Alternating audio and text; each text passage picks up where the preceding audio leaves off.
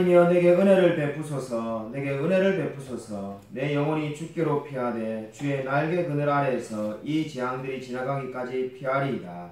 내가 지존하신 하나님께 부르짖으며 곧 나를 위하여 모든 것을 이루시는 하나님께로다. 아멘. 하나님 아버지 감사를 드립니다. 주님께서 우리를 위하여 모든 것을 이루어 주심을 믿습니다. 이러한 신앙의 고백으로 하나님께 예배를 드리고자 합니다. 주께서 우리 예배를 받아주시고 우리 예배 가운데 함께하여 주시옵소서.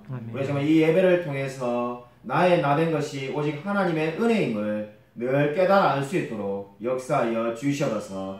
우리 정말 이 세상에서 하나님만을 의지하며 늘 감사하며 살아갈 수 있게 되어지기를 소원합니다. 주님께서 이 예배를 통하여서 우리의 마음이 다시금 회복될 수 있도록 은혜 부어 주실 줄 믿사오며 살아계신 예수 그리스도 이름으로 간절히 기도드립니다. 아멘.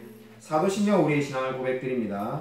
전능하사 천지를 만드신 하나님 아버지를 내가 믿사오며 그 외아들 우리 주 예수 그리스도를 믿사오니 이는 성령으로 잉태하사 동정녀 마리아에게 나시고 본디오 빌라도에게 고난을 받으사 십자가에 못 박혀 죽으시고 장사한 지 사흘 만에 죽은 자 가운데서 다시 살아나시며 하늘에 오르사 전능하신 하나님 우편하에 계시다가 죄로서 사는 자와 죽은 자를 심판하러 오시리라. 성령을 믿사오며 거룩한 공회와 성도가 서교통하는 것과 죄를 사하시는 것과 몸이 다시 사는 것과 영원히 사는 것을 믿사옵나이다. 아멘. 교동문 시편 118편입니다.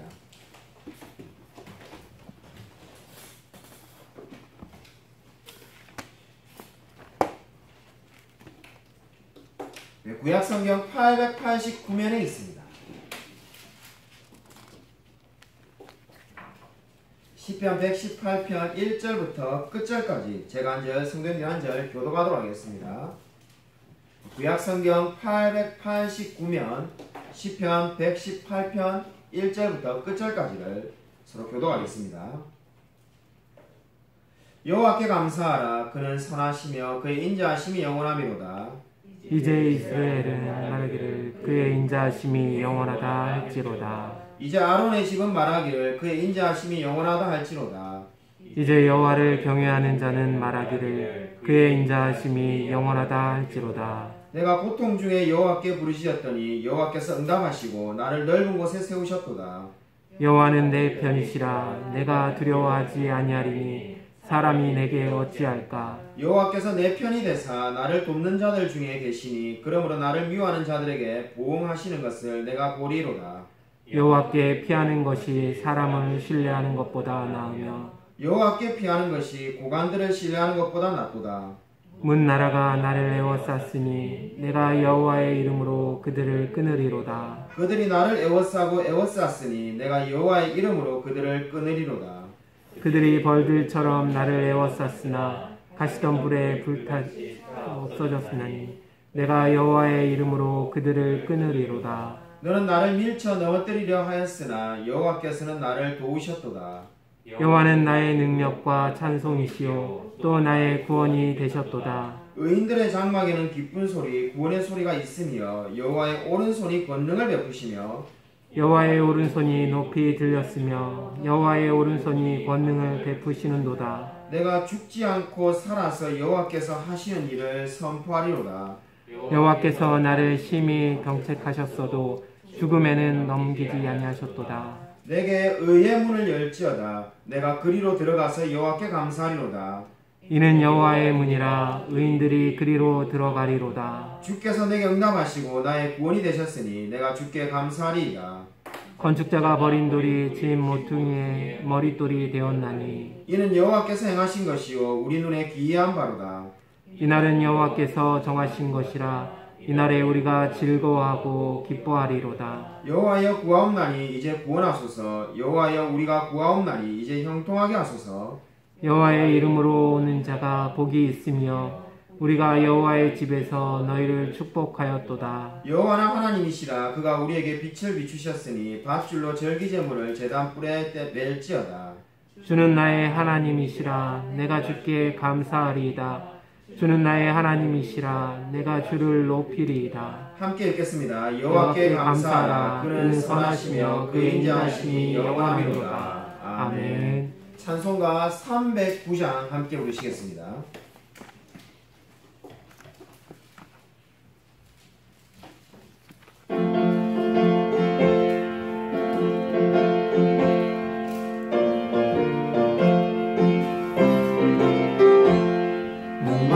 내 영혼 주가 이미 허락한 그 귀한 영생수 주여 갈망합니다. 그 약속 따라서 힘써 간구하오니 오 주여 내 기도 어서 들어주소서.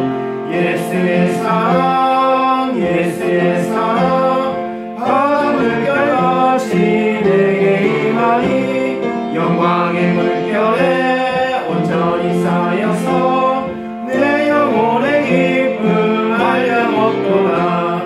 주 내게 약속한 금비 내려주시어 은혜의 저구름 언덕별에 떠올라 그 귀한 징조가 내게 밝히고 있니 나 힘을 다하여 주께 간구합니다.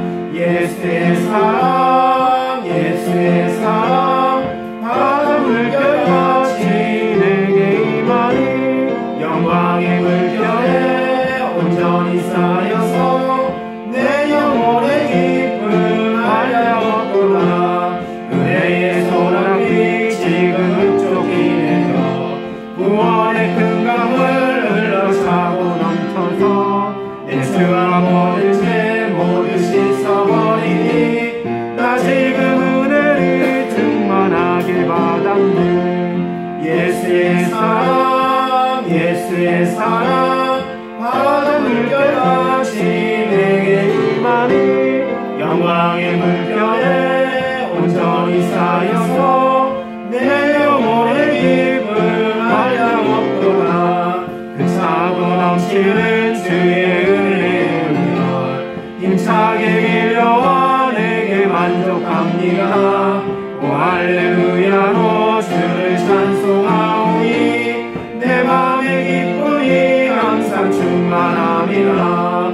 예수의 사랑 예수의 사랑 바다 물결같이 내게 임하니 영광의 물결에 온전히 쌓여서 내 영혼의 기쁨 알려먹도다. 제가 한번 기도드리겠습니다. 하나님 아버지 감사를 드립니다. 참으로 목마른 우리의 영혼 가운데 하나님께서 귀한 영생수를 주심을 감사를 드립니다. 아멘. 이러한 신앙의 고백으로 하나님께 헌금을 드립니다. 주님께서 우리의 삶을 변화시키셨으며 우리의 모든 죄를 용서해 주셨음을 감사를 드립니다. 아멘. 주님께서 이 헌금을 받으시고 우리의 삶 가운데 복 내려 주시옵소서. 아멘. 참 우리가 경제적으로 어려운 분들이 있습니다. 주님께서 필요한 모든 것들을 채워주시고 정말 갈 바를 알지 못하는 우리에게 갈 길을 인도하여 주시옵소서. 아멘. 우리가 정말 모든 걱정과 염려와 근심을 주님께 맡김으로써 하나님께서 우리의 모든 것들을 인도하여 주시옵소서. 아멘. 특별히 우리 넘치는 은혜에게도 하나님께서 함께 하셔서 필요한 모든 재정을 채워주심을 감사를 드립니다. 하나님께서 우리의 모든 것들을 인도하여 주시며 참으로 바라옵기는 이 헌금을 가지고 우리가 정말 하나님 나라의 확장을 하는데 기이 사용될 수 있도록 역사하여 주시옵소서. 주님께서 우리의 삶을 늘 붙들어 줄 믿사오며 살아계신 예수 그리스도의 이름으로 간절히 기도드립니다. 아멘. 우리 옆에 있는 분들과 인사하도록 하겠습니다. 한 주간 평안하셨습니까? 인사하겠습니다.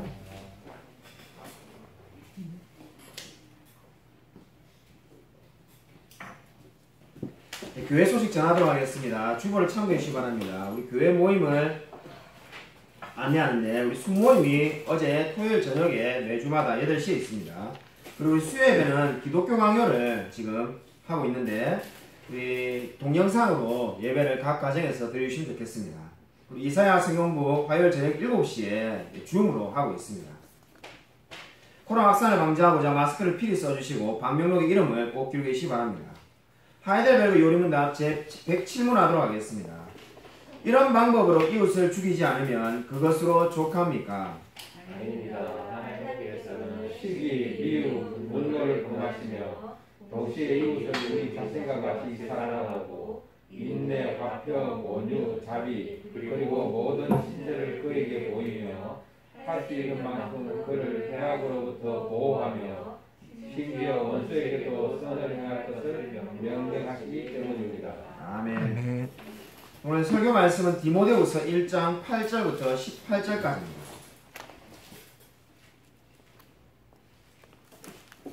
신약성경 343면에 있습니다.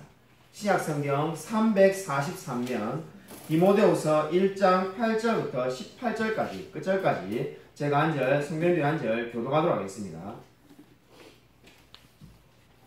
신약성경 343면입니다. 디모데후서 1장 8절부터 끝절까지입니다.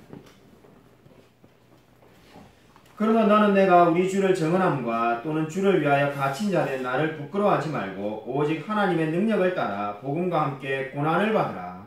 하나님이 우리를 구원하사 거룩하신 소명으로 부르심은 우리의 행위대로 하심이 아니요 오직 자기의 뜻과 영원 전부터 그리스도 예수 안에서 우리에게 주신 은혜대로 하심이라. 이제는 우리 구주 그리스도 예수의 나타나심으로 말미암아 나타났으니 그는 사망을 피하시고 복음으로써 생명과 썩지 아니할 것을 드러내신지라. 내가 이 복음을 위하여 선포자와 사도와 교사로 세우심을 입었노라. 이로 말미암아 내가 또 이 고난을 받되 부끄러워하지 아니함은 내가 믿는 자를 내가 알고 또한 내가 의탁한 것을 그날까지 그가 능히 지키실 줄을 확신함이라. 너는 그리스도 예수 안에 있는 믿음과 사랑으로서 내게 들은 바 바른 말을 본받아 지키고 우리 안에 거하시는 성령으로 말미암아 내게 부탁한 아름다운 것을 지키라. 아시아에 있는 모든 사람이 나를 버리니 이 일을 내가 아나니 그 중에는 부겔로와 험게르도 있느니라. 원하건대 주께서 오네시보로의 집에 긍휼을 베푸시옵소서. 그가 나를 자주 격려해주고 내가 사슬에 매인 것을 부끄러워하지 아니하고 로마에 있을 때 나를 부지런히 찾아와 만났음이라. 함께 읽겠습니다. 원하건대 주께서 그로 하여금 그날의 주의 긍휼을 입게 하여 주옵소서. 또 그가 에베소에서 많이 봉사한 것을 내가 잘 아느니라. 아멘. 오늘 설교 말씀 제목은 복음을 지켜라입니다. 8절 보시면은 그러므로 너는 내가 우리 주를 증언함과 또는 주를 위하여 갇힌 자 된 나를 부끄러워하지 말고 오직 하나님의 능력을 따라 복음과 함께 고난을 받으라고 말씀을 하고 있습니다. 이 8절은 두 가지의 명령을 지금 하고 있습니다.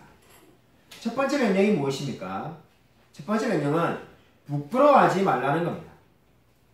오늘 우리가 읽은 말씀에만 8절부터 18절까지 말씀에만 무려 3번이나 부끄러워하지 말라는 말씀이 나오고 있습니다. 8절, 12절, 그리고 16절에 3번이나 부끄러워하지 말라고 말씀을 하고 있습니다. 무엇을 부끄러워하지 말라는 겁니까? 두 가지를 역시 부끄러워하지 말라는 건데 먼저는 바울이 갇힌 자 된 것을 부끄러워하지 말라는 겁니다. 그리고 우리 주를 증언하는 것을 부끄러워하지 말라고 또 말을 하고 있습니다. 증언이라는 말은 지금 영어로는 순교자라는 의미를 지니고 있습니다. 그러니까 지금 바울이 지금 말을 하는 게 뭡니까? 바울이 갇힌 자 된 것을 부끄러워하지 말고 그리고 주님을 증언할 때 지금 그것을 부끄러워하지 말라고 말을 하고 있습니다. 16절 이하를 보면은 이 지금 바울이 부끄러워하지 말라는 것에 대한 예시가 나오고 있습니다. 16절을 보면은 바울이 명령처럼 복음을 부끄러워하지 않았던 이 한 사람의 예를 들고 있는데 그 사람이 바로 오네시보로입니다. 그리고 15절을 보면은 두 사람이 더 나오는데 그 두 사람은 복음을 부끄러워한 사람입니다. 바로 그 사람들이 부겔로와 허모게네가 되겠습니다. 그러니까 지금 이 바울은 지금 부끄러워하지 말라라고 말을 하고 난 다음에 16절 이하에 그 두 종류의 사람을 대조하고 있는 겁니다. 근데 한 종류의 사람이 누굽니까? 부겔로와 허모게네입니다. 이 사람들에 대한 그 어떠한 정보도 성경에 없습니다. 우리가 알 수 있는 것은 지금 15절에 아시아에 있는 모든 사람이 바울을 버렸는데 그때에 바로 그들 이 부겔로와 허모게노도 있었다는 것밖에는 우리가 아는 것이 없습니다. 바울이 수년 전에 에베소에 있을 때도 사도행전 19장 10절을 보면은 아시아에 있는 자는 유대인이나 헬라인이나 다 주의 말씀을 듣더라라고 말을 하였습니다. 그렇게 바울이 열심히 하나님을 전하였고 그 하나님의 말씀을 듣던 자들이 어떻게 반응을 보였습니까? 바울이 감옥에 갇히자 언제 그랬느냐 듯이 바울을 버렸습니다. 그 버렸던 사람 중에 누가 있다는 겁니까? 부겔로와 허모게네가 있다라고 말을 하고 있습니다. 그래서 지금 바울은 디모데에게도 어떻게 말을 하고 있습니까? 자신이 감옥에 갇혔다는 이유로 자신을 부끄러워하지 말라고 말을 하는 겁니다. 이미 버렸던 수많은 사람들이 있었기 때문에 그 경험을 알고 바울이 디모데에게도 자신의 감옥에 갇혔다고 해서 부끄러워하지 말라고 지금 8절에서 말씀을 하고 있는 겁니다. 근데 그 예를 드는 16절에 이 오네시보로는 어떻습니까? 바울이 감옥에 갇힌 것을 전혀 부끄러워하지 않고 오히려 어떻게 했다라고 지금 16절에 말씀하고 있습니까? 나를 자주 격려해 주었다라고 16절에 분명히 말씀하고 있습니다. 여러분, 격려해 주다는 말이 무엇을 의미할까요? 격려해 주었다는 것은 원어를 보면은 기운을 내게 한다는 뜻을 갖고 있습니다. 그 말을 들었을 때 기운이 난다는 겁니다. 또 다른 의미가 있는데 영혼을 새롭게 한다는 의미를 가지고도 있습니다. 그러니까 부겔로와 허모게네는 오히려 바울로 하여금 힘을 빠지게 만들고 어려움을 처하게 만들었는데 이 오네시보로는 어떻게 했다는 겁니까? 바울이 감옥에 갇혔을 때 격려해주며 오히려 영혼을 새롭게 하는데 도와줬다고 말을 하고 있습니다. 여러분, 진정으로 여러분의 한마디 한마디 말을 통해서 어떤 다른 사람들의 영혼을 격려해주고 있습니까? 아마 코로나 시대만큼 우리 이 그리스도인으로 하여금 복음 전하기를 주저하게 만드는 시대는 흔히 있지 않았던 것 같습니다. 최근에는 좀 뜸하지만은 지난해만 해도 하루가 멀다 하고 교회에서 확진자가 몇 명이 나왔다는 뉴스가 늘 나오곤 하였습니다. 그래서 이러한 뉴스가 끊이지 않고 나오다 보니까 어떤 생각이 우리도 모르게 듭니까? 아, 교회 가면 코로나에 걸릴지도 모르겠다는 생각이 사람들 사이에 만연해 있습니다. 그래서 여러분은 어떤지 모르겠지만은 저는 요즘처럼 복음을 부끄러워하는 이때가 없었다는 생각을 종종 가지고 있습니다. 예전에는 비록 우리 교회가 작은 교회였지만은 제가 사람들에게 복음을 전하는데 전혀 망설임이 없었습니다. 교회 한번 오십시오. 예배를 한번 드리십시오. 함께 우리가 예배를 드리면 좋겠습니다. 이렇게 말하는데 아무런 주저함이나 망설임이 없었습니다. 근데 지금은 우리 교회 성도님조차도 우리 교회 성도님이 아닌 분들은 말할 것도 없고 우리 교회 성도님이 아닌 분에게 참 교회 오라고 말하기가 쉽지가 않습니다. 근데 우리 교회 성도님도 결석하신 분들에게 참 이 교회 꼬박꼬박 나오셔야죠 이렇게 말하기가 참으로 쉽지가 않습니다. 왜냐하면 이 코로나 시대에 괜히 교회 오셔가지고 혹시라도 코로나에 걸리면 어떻게 할까라는 마음에 저도 모르게 마음 가운데 들기 때문입니다. 그러다 보니까 말과 행동이 저도 모르게 자꾸 위축이 됩니다. 그래서 우리 교회 성도님들도 가끔 그런 말을 하시는 분이 있는데 주에 전도하고 싶은 분이 있는데 교회 오라고 하는 것이 맞는 건지 아니면 그냥 지금은 잠시 있다가 나중에 좀 교회를 오라고 하는 게 맞는 건지 고민이 든다라는 말을 종종 듣고 있습니다. 이런 코로나 시대에 캐나다 밴쿠버에 있는 제 신학교 합신 동기 목사님이 개척을 했습니다. 두 가정과 함께 개척을 했는데 그 소식을 우리 동기에게는 전혀 알리지 않았는데 제가 카톡 프로필을 우연히 보고 알게 되었습니다. 그분이 카톡 프로필에 지난주 토요일 날짜로 개척을 한다라고 이렇게 올려놨는데 제가 남의 카톡 프로필을 거의 보지 않는 사람인데 우리 뭐 박정상호 프로필이나 좀 볼까 거의 잘 안 보는데 어쩌다가 우연히 한번 보게 돼가지고 제가 알게 되어서 이 감사한걸 보냈습니다. 보내니까 그 목사님이 제가 개척했을 때 자신은 안 보냈기 때문에 연락을 안 했는데 이렇게 보내주셔서 감사하다고 이야기를 들었습니다. 제가 정말 진짜 돈이 많았으면 10배라도 보내고 싶었는데 제가 정말 개척해왔기 때문에 그 마음을 너무나 잘 알지만은 정말로 제가 한번 곰곰이 생각해봤습니다. 만약에 저보고 이 코로나 시대에 개척을 하라고 하면은 할 수 있을까 생각해보니까 솔직히 하고 싶은 마음이 잘 들진 않더라고요. 제가 6년 전에 할 때도 참 많이 어려웠는데 그때보다 비교할 수 없이 어려운 상황 가운데 있는데 이 용기 있게 개척하는 그 목사님께 참 격려의 말을 전해주고 싶어서 말을 하였습니다. 그래서 그 목사님이 참 고맙다고 말을 하였습니다. 여러분 참으로 여러분 누군가에게 격려해주는 사람입니다. 여러분 우리가 바울이 얼마나 위대한 사도입니까? 정말 성경에 나오는 인물 중에 정말 손꼽힐 만큼 위대한 사람입니다.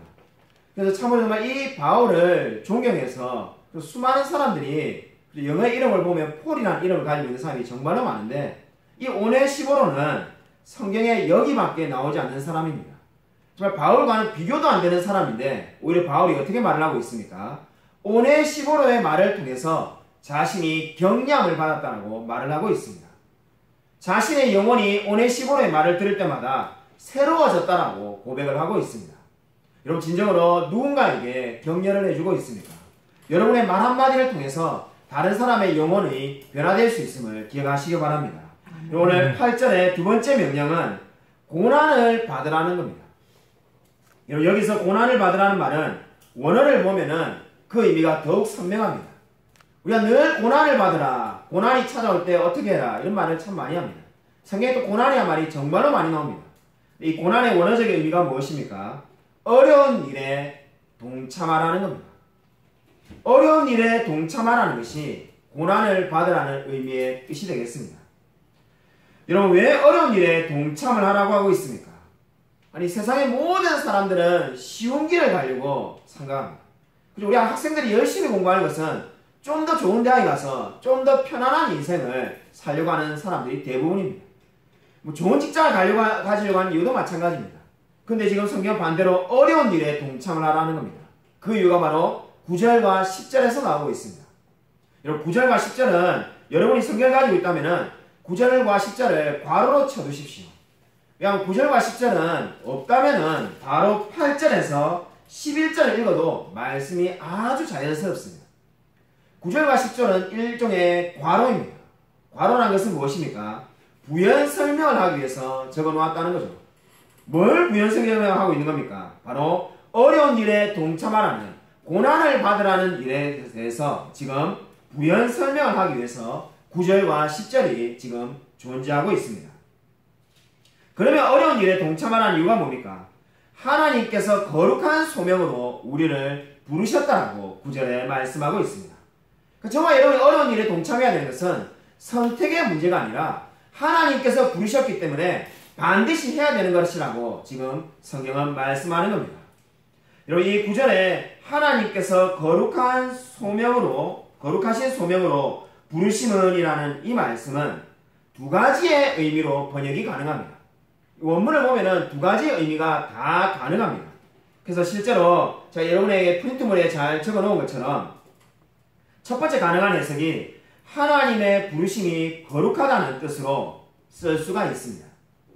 우리가 가지고 있는 바로 개역 개정이 이러한 의미로 지금 적어 놓았고 영어에 NASB라는 영어 성경이 있는데 그 영어 성경도 1번의 의미로 그렇게 의미를 적어 놓았습니다. 두 번째 의미가 가능한데 거룩한 삶으로 우리를 부르셨다는 겁니다. NIV 영어 성경이 바로 이러한 의미를 담고 있습니다. 1번의 의미를 강조하면 어떤 것이 되겠습니까? 바로 이 말씀은 하나님께서 부르시는 그 부르심의 방법을 강조하고 있는 겁니다. 하나님께서 부르시는데 하나님께서 직접 부르신다는 그 방법을 강조하는 거죠. 그러니까 우리가 어려운 일에 동참해야 되는데 그 어려운 일에 동참하기 위해서 하나님께서 부르셔가지고 우리를 강제로 여기에 잡아넣는다는 겁니다. 지난주에 우리 동생이 제가 알지도 못하는 어느 목사님의 설교를 이렇게 카톡방에 보내가지고 들어봐라는 겁니다. 그래서 아마 안 들어볼 것 같으니까 바쁘면은 25분부터 들어봐라는 겁니다. 그래서 뭔 내용이 있길래 도대체 25분부터 설교를 들어봐라는 거야. 그것도 내가 유명한 목사님이 아닌 분을 설교를 그래서 저도 그냥 25분부터 누르니까는 우리 교회하고 비슷한 규모의 이 개척교회 목사님이 연세가 한 60대로 보이시는 목사님이 설교를 하는데 25분에 틀자마자 우리 동생 이름이 나오더라고요. 김성규 목사는 제가 아는 이러면서 자기 대학교 후배인데 자기 학교에서 보고 깜짝 놀란 게 자기도 세상에서 잘 나가는데 그 길을 버리고 포기했는데 이 후배 우리 김성규 목사죠. 그 삼성전자를 포기하고 고려대도 포기하고 합신에 와가지고 기숙사에 있는 걸 보고 이 기숙사에서 막 일하는 걸 보고 깜짝 놀랐다 이렇게 말하면서 하나님께서 부르셔서 강제로 데리고 가니까 방법이 없다 이 말을 하는 것을 이제 들어보라는 거예요. 그래서 우리 박정 사모가 막 한참 웃었는데 아니 이 이야기를 우리 짜다보니까 제가 들은 건 아니고 자기가 들어보라고 민망하게 카톡을 보내가지고 들어봐라 해가지고 제가 들으면서 얼굴이 화끈거리는데 어쨌든 그래서 들었습니다. 근데 그 이야기와 마찬가지로 하나님께서 부르시는 방법이라는 게 뭡니까? 하나님께서 직접 사람을 붙들어가지고 여기에 옮겨 놓으신다는 거죠. 그러니까 1번의 의미로 해석을 한다면 지금 우리 개혁개정처럼 어떤 의미입니까? 하나님께서 어려운 일에 동참하기 위해서 하나님께서 끌고 가신다는 겁니다. 마치 모세를 정말 광야 40년이 마치고 나니까 하나님의 사역에 끌고 가시는 것처럼 하나님께서 끌고 가는데 무슨 방법이 있겠냐는 거죠. 2번의 의미로 NIV 성경처럼 해석하면 어떻게 되겠습니까?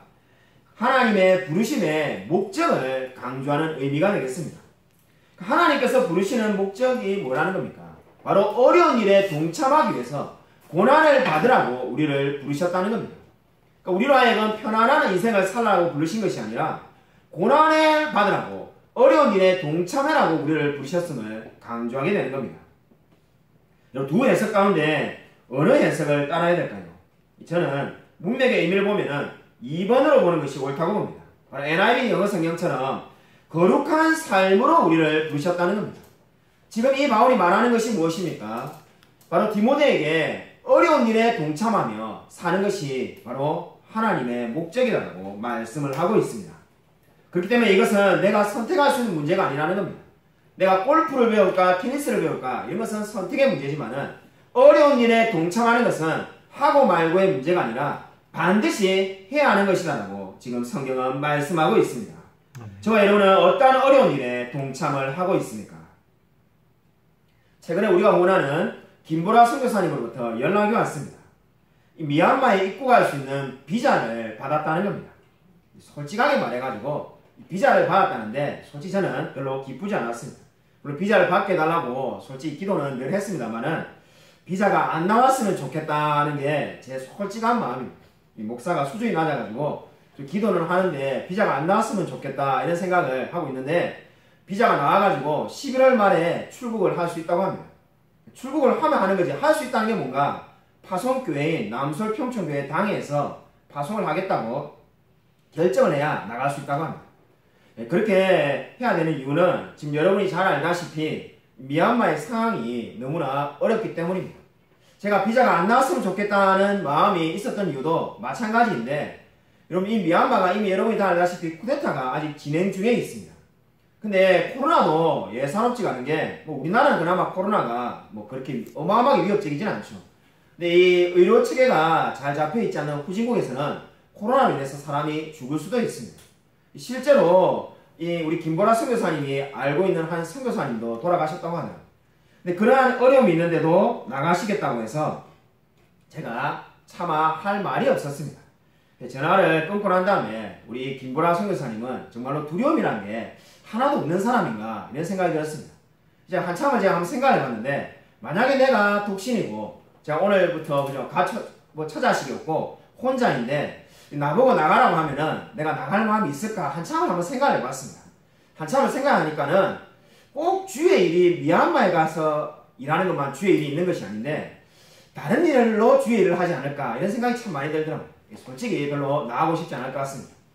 그런데 그렇게 전혀 개의치 않고 나가고자 하는 마음을 보고 참 제가 기하다는 생각이 들었습니다. 아마 선교사님이라고 왜 두려움이 없겠습니까? 근데 아마 오늘 이 말씀에 바울이 말한 것처럼 어려운 일에 동참하라는 것이 자신에게 주어진 사명임을 알고 그것이 하나님의 부르심이라고 믿고 있기 때문에 나가려고 하시는 것이 아닌가라는 생각을 가지게 됩니다.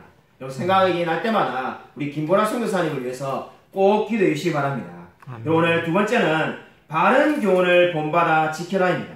12절부터 14절을 보면은 바른 교훈을 본받아 지키라고 바울은 말을 하고 있습니다. 여러분 13절을 보십시오. 우리 13절 말씀을 다시 같이 한번 읽겠습니다. 13절 같이 읽겠습니다. 시작. 너는 그리스도 예수 안에 있는 믿음과 사랑으로서 내게 들은 바 바른 말을 본받아 지키고. 아멘. 바울은 내게 들은 바 바른 말을 본받아 지키고 라고 말을 하고 있습니다.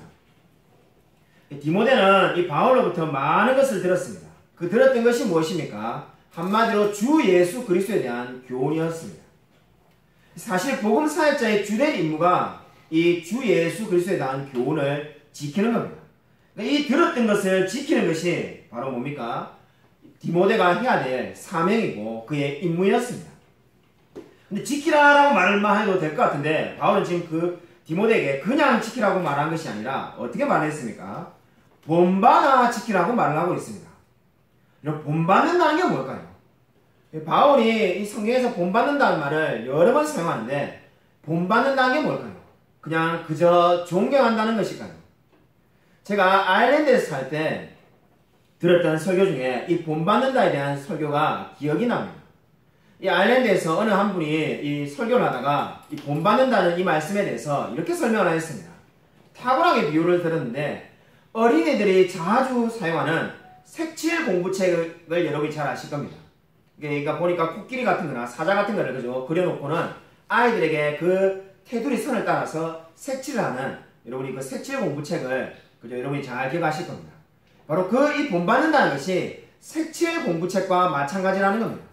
본받는다는 것은 뭔가 하나님께서 우리에게 정해놓으신 테두리가 있는데 그 테두리를 따라서 색칠을 하며 사는 거라는 겁니다. 그러니까 지금 마치 지금 바울이 어떻게 말을 하고 있는 겁니까? 가령 코끼리를 색칠한다면은 그 코끼리의 선을 따라서 색칠을 해야만이 코끼리가 나오는 거죠. 그냥 마구잡이로 아무 때나 색칠하면은 전혀 코끼리의 형상이 나오지가 않습니다. 그러니까 이 본받는다는 것은 하나님이 말씀이 우리에게 정해놓으신 테두리가 있습니다. 바운드리가 있는 거죠. 그 울타리를 따라서 삶을 살아가라는 겁니다. 한마디로 말해서 복음의 말씀의 교훈을 지키라는 의미가 되겠습니다. 성경이 말하는 데까지 나아가고 멈추라는 데서 멈추라는 의미가 되겠습니다. 한마디로 본받는다는 것은 내 마음대로 아무렇게나 사는 것이 아니라 하나님의 말씀대로 사는 삶을 의미하는 것입니다. 아멘. 여러분 예전에 캐나다의 어느 교회당에서 동성연애자들의 결혼식이 행해졌다는 보도를 본 적이 있습니다. 이 동성애에 대해서 로마서에서 분명히 성경은 죄라고 말을 하고 있습니다. 우리 아마 양심이 있는 사람이라면은 성경 1동만 해도 분명히 성경이 동성애를 죄라고 말한다는 것을 누구나 쉽게 알 수가 있습니다. 근데 그렇게 말을 하고 있음에도 불구하고 안타깝게도 교회가 장소를 제공해줘서 캐나다 어느 교회의 이야기죠. 장소를 제공해주었고 결국은 정부로부터 세계 최초로 동성연애자의 결혼을 승낙을 받았다는 기사를 오래전에 본 적이 있습니다. 그뿐만 아니라 네덜란드도 이 19세기 말과 20세기에는 많은 신학자를 배출하였고 95%가 기독교인이었던 적이 있습니다. 인구의 95%가 크리스찬이었던 적도 있는데 그러한 네덜란드조차도 합법적으로 동성애자들이 아이를 입양하는 것을 허용하였다고 합니다. 그러니까 남자와 남자가 있어도 아이를 얼마든지 기를 수 있는 그런 세상이 된 겁니다. 오늘 수많은 교회가 이 세속화에 동참을 하고 있습니다. 우리도 이제 먼 이야기가 아닌 것이 제가 지난해 설교를 들었죠. 우리 수원로의 이 카톡방, 목사님 카톡방에도 한참이 논쟁이 벌어졌는데 이 동성애가 죄가 아니라고 말하는 목사님이 나타나기 시작했습니다. 난 멀리 있는 사람이 아니라 같은 합신을 졸업했는데도 같은 학교에서 같은 교수님한테 배웠는데도 동성애는 죄가 아니다라고 주장하는 분이 생겨났고 올해는 급기야 우리 교단의 큰 교회가 바로 이 동성애 문제에서 이 동성애를 지지하는 동성애가 죄가 아니라고 주장하는 그 협동 목사님을 보호하기 위해서 아예 교단을 탈퇴하는 교회도 생겨나게 되었습니다. 최근에 제 지인들하고 우리가 이야기를 할 때 우리가 이런 말을 농담 반 진담 반으로 말하는데 빨리 천국에 가면 다행이겠지만은 만약에 오래 살아가지고 90살, 100살까지 살면은 정말로 이 동성애를 지지하는 목사님의 설교를 들을 날이 올런지도 모르겠다는 생각을 든다라고 우리가 서로 이야기하곤 합니다. 아마 진짜 오래 살다 보면은 특히 우리 여기에 어린 학생들은 정말 나이가 들었을 때 이 동성애 결혼식을 교회에서 하는 것을 보게 될 날이 올런지도 모릅니다. 그런 날이 왔으면 좋겠다는 게 아니라 그런 날이 오지 않도록 지금 기도하고 우리가 정말로 이 성경이 말하는 대로 본받는 삶, 말씀이 그어놓았던 그 선대로 사는 삶을 살라라고 말을 하고 있는 겁니다. 여러분 진정으로 본받는 삶을 살고 있습니까? 성경을 본받아서 성경에 따라서 살아가시기를 주님의 이름으로 축원드립니다. 오늘 네. 12절 말씀을 같이 함께 읽겠습니다. 우리 12절 말씀 같이 읽겠습니다. 네, 시작. 이로 말미암아 내가 또 이 고난을 받되 부끄러워하지 아니함은 내가 믿는 자를 내가 알고 또한 내가 의탁한 것을 그날까지 그가 능히 지키실 줄을 확신함이라. 아멘. 12절에 의탁한 것을 이렇게 되어 있는데 이 의탁이라는 단어는 은행에서 사용하는 단어였습니다. 그러니까 저와 여러분이 바로 돈을 맡길 때 은행에 그 돈을 맡길 때 사용하는 단어가 바로 이 단어입니다. 의탁하다. 여러분이 돈을 맡길 때 어떤 생각을 가집니까? 아, 은행이 내 돈을 다 날리겠구나 이렇게 생각하고 맡기는 사람은 세상에 아무도 없을 겁니다. 내가 필요할 때 나중에 찾을 수 있겠지라고 생각하지 않습니까? 마찬가지로 지금 바울은 디모데에게 마치 은행이 고객의 돈을 맡은 것처럼 디모데는 뭘 맡고 있다는 겁니까? 하나님의 복음을 지금 맡아두고 있다는 겁니다. 그 복음을 사람들에게 전할 책임이 디모데에게 있다라고 말을 하고 있습니다. 그러므로 디모데는 그 복음을 변질시키지 않고 사람에게 전해야 될 임무가 있습니다. 그래서 14절에도 보면은 우리 안에 거하시는 성령으로 말미암아 내게 부탁한 아름다운 것을 지키라라고 분명히 말씀하고 있습니다.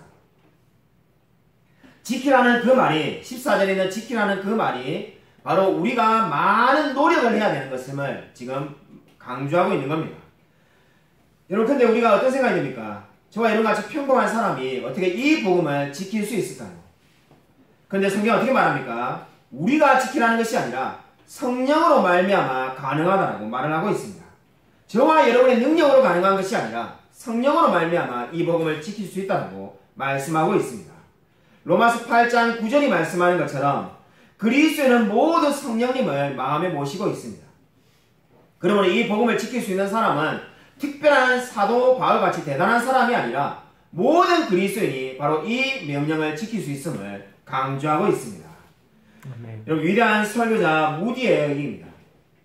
그가 거듭난 이후에 하나님께 온전히 살 것을 서야하고 생활했는데도 늘 제약에 따라서 넘어지는 모습을 발견하게 되었다고 합니다. 왜 나는 거룩하게 살기로 결심했는데 이렇게 제약에 빠질까 고민하던 이 무디 목사님이 결국 산으로 들어가서 기도를 하기로 결심하였다고 합니다. 그때 산에서 물밀듯이 은혜를 받아가지고 하나님께서 주신 은혜로 이제 엄청난 이 놀라운 성령의 체험을 하고 내려왔습니다. 근데 여러분이 아마 우리가 부흥회 같은 거, 그죠? 우리 젊었을 때 또는 어렸을 때 부흥회를 참석해본 분들은 다 느끼겠지만은 부흥회 때 우리가 결심을 하고 한 그 결심이 얼마나 오래 갑니까? 그렇죠? 작심삼일이죠.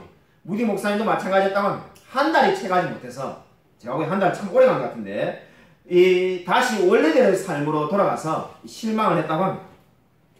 그래서 이 무디 목사님도 부흥 목사님들을 쫓아다니면서 은혜를 받았지만은 그때마다 며칠만 지나면은 다 원래의 모습으로 돌아가서 스스로 이 탄식하기를 나는 정말로 화인 많은 양심인가 보다. 도무지 안 된 사람인가 보다라고 하며 이제 절망을 했다고 합니다. 근데 어느 날 문득 성경을 읽는데 로마서 13장 17절을 읽게 되었다고 합니다. 로마서 13장 17절은 믿음은 들음에서 나며 들음은 그리스도의 말씀으로 말미암느니라는 말씀입니다. 이 말씀을 읽고 난 다음에 이제 무디 목사님이 마음이 완전히 변화되었다고 합니다. 맞아, 믿음은 들음에서 나고 들음은 그리스도의 말씀으로 나는구나. 내가 늘 하나님의 말씀을 읽으면은 내가 정말 이 제약된 생각이 들 때마다 하나님의 말씀을 읽으면은 그 제약을 이길 수가 있구나 하는 것을 깨닫게 되었다고 합니다. 그래서 무디가 이러한 유명한 말을 남깁니다. 제가 당신을 성경에서 떠나게 하든지 아니면 성경이 당신을 죄에서 떠나게 하든지 둘 중에 하나이다. 죄에 대해서 많은 고민을 했던 무디 목사님이 늘 제약된 삶을 살아가는 자신의 모습을 보고 성경의 말씀을 읽고 성경의 말씀을 묵상하는 길만이 죄를 이길 수 있다는 것을 깨닫게 되었다고 합니다.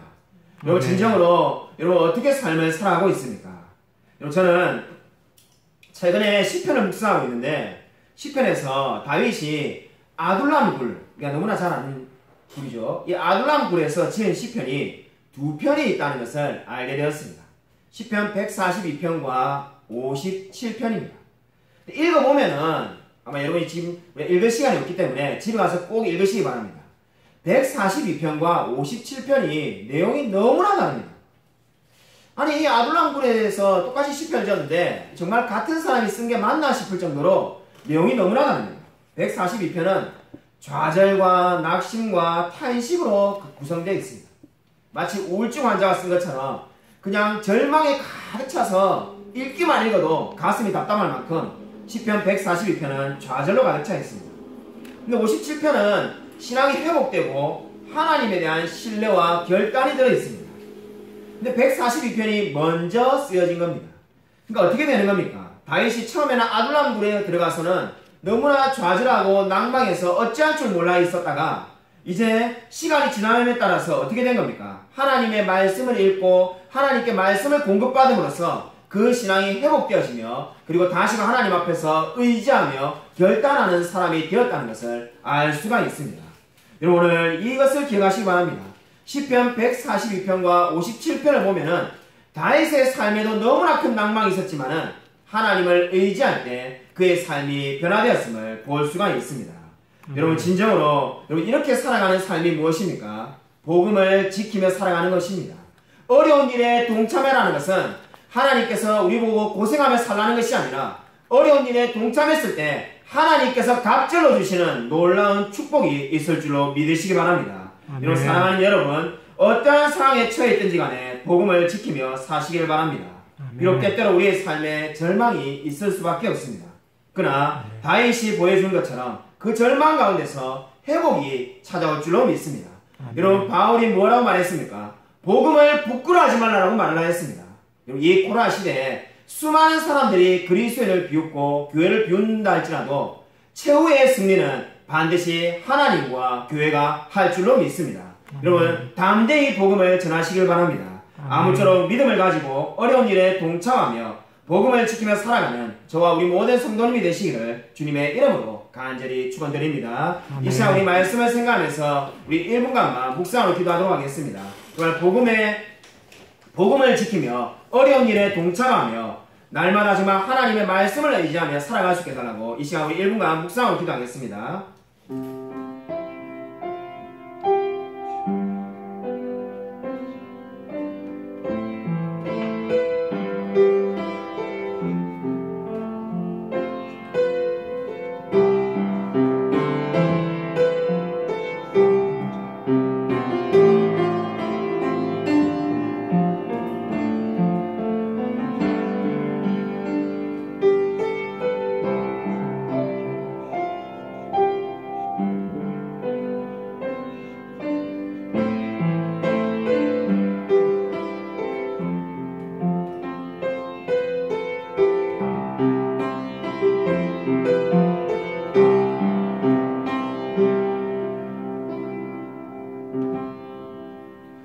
하나님 아버지 감사를 드립니다. 주님께서 정말 오늘 성경에 말씀하신 것처럼 어려운 일에 동참하며 고난을 받으며 살아갈 수 있도록 허락하여 주심을 감사를 드립니다. 정말 우리의 삶 가운데 고난이 있다 할지라도 하나님께서 갑절로 은혜를 주실 줄 믿고 날마다 주님을 의지하며 살아갈 수 있도록 역사하여 주시옵소서. 정말 이 코로나 시대에 우리 많은 성도님들이 물질적으로 어렵고 복음을 전하기도 어렵고 여러가지 많은 어려움을 겪고 있습니다. 하지만 정말 하나님께서 함께 하셔서 최후 승리는 정말 주님께 있다는 것을 알고 우리가 날마다 담대하게 살아갈 수 있도록 은혜 부어 주시옵소서. 우리의 모든 삶을 주님께 맡기게 되기를 소원합니다. 하나님께서 우리의 삶 가운데 함께 하여 주시옵시고 우리의 모든 삶을 인도하여 주시옵소서. 특별히 김보라 선교사님에게도 하나님께서 함께 하여서 정말 하나님께서 정말 그 미얀마에 출국해서 미얀마에 사역하시는 그 모든 삶 가운데서도 하나님께서 함께하여 주셔서 정말 주님의 뜻이 있으면은 미얀마에 가서 사역을 하든지 한국에서 사역을 하든지 그 어떠한 일을 감당할 수 있도록 주께서 축복하여 주셔서 주님께서 늘 함께 동행하여 주실 줄 믿사오며 살아계신 예수 그리스도 이름으로 간절히 기도드립니다. 아멘. 이제는 주 예수 그리스도의 은혜와 하나님의 사랑과 성령의 교통하심이 어려운 일에 동참하라는 이 하나님의 말씀을 믿고 하나님만 의지하며 살아가기로 다짐하는 이 자리에 있는 모든 성도들과 동영상 예배드리는 모든 성도들 머리 위에 지금부터 영원토록 함께 있을지어다. 아멘.